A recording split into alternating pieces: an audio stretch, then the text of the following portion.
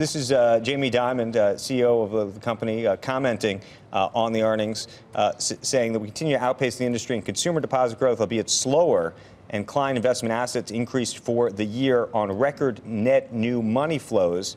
Credit and debit sales volume, as well as merchant processing volume, were all up double digits.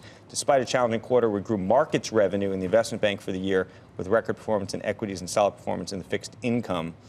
Investment banking fees were a record for the year, driven by strength in both the CIB and commercial banking, asset and wealth management businesses. So what you're talking about there is the core banking elements that we've talked about are still strong. They're still growing at double digits. Fixed income, which was what we saw yesterday with Citigroup, is going to be a delta in the revenue side and in the bottom line earnings. Then you also got year-end, different types of events, restructurings that usually kind of come in. So there's some things that could still be kind of embedded in the numbers that we'll see once we unravel that. How do you break apart JPM versus Morgan and Goldman Sachs, which again are in their own separate baskets to some degree? Well, when you have JPMorgan, you have a consolidated conglomerate type of bank that has commercial banking as well as the trading mechanisms. So they have a little bit more, like we saw with Citigroup, that is in core lending and deposits. Deposit growth has been slowing, which is to be expected, but loan growth is accelerating a bit. Right. So we're seeing some of those come through. Your take, if you could buy only one of those banks that we had on the screen just now, it would be which one? So if you look at the money center banks, what we would focus on is probably Citigroup, just given the discount that it has. The bar is so much lower, given that it trades at a discount to its tangible book value, that the guidance that we had yesterday, that the 11% return on tangible common equity is going to go to 12. Right. All they have to do is produce that excess return, and then all of a sudden you're going to see the premium to tangible book value turn positive again. What do you say, Joe? Just finally hitting now. And we flashed that it was $1.98. I still think we need to see what the details are in terms of whether that's actually that'd be. Analysts usually aren't off by 24.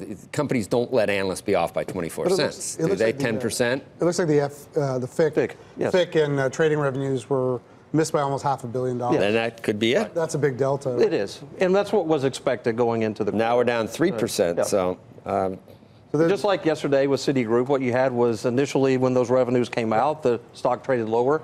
And then you kind of parse that out and you say, look, that was capital markets and it was for a market that was in December.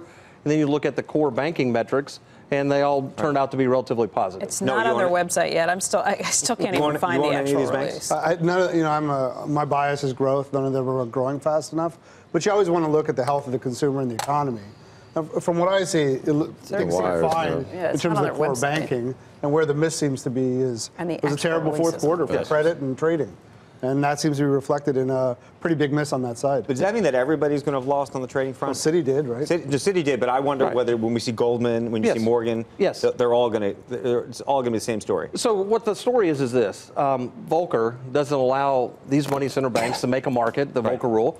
So it's not like you're going to have one bank get a big positive and another bank get a negative. The actual volatility has been minimized given the new rules. So it's all about just volume and transactions. And then fixed income, because interest rates were moving up. You got to remember back into the summer, you had a 3.40 type of treasury yield, 10-year treasury. And then all of a sudden it shoots down to 3%.